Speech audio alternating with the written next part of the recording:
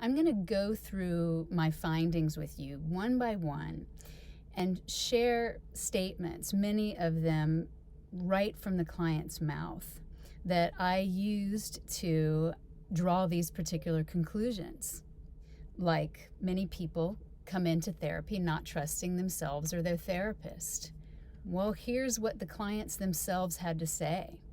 A client says, "I'm scared of the pain that nobody's going to be able to help me and that I can't trust anybody."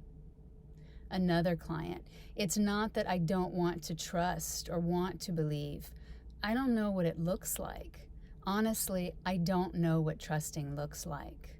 This third statement, this is from a client who had just lost her job and was terrified of being on the street, being homeless.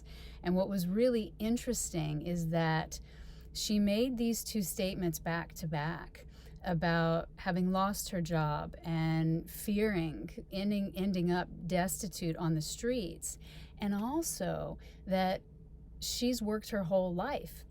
She's always been able to support herself. She has a husband. She has family members. She has people that could take care of her if ever she couldn't take care of herself.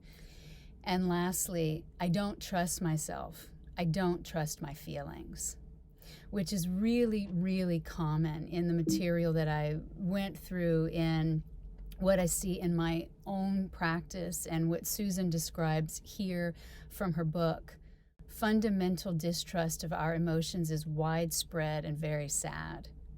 When humans are deprived of the full freedom to feel, devastating consequences can result, including the loss of life-changing opportunities, failed marriages, fractured families, addictions, deadening of self, and creative potential. I do always remind myself when I encounter someone who doesn't trust their feelings that it's very likely they have never had the opportunity to actually get to know their feelings.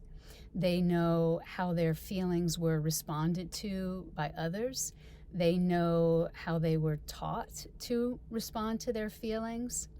But oftentimes their feelings are commingled with toxic forms of shame, anxiety, guilt, and self-protective strategies. In DEFT, we call this the SAGs: shame, anxiety, guilt, and self-protective strategies.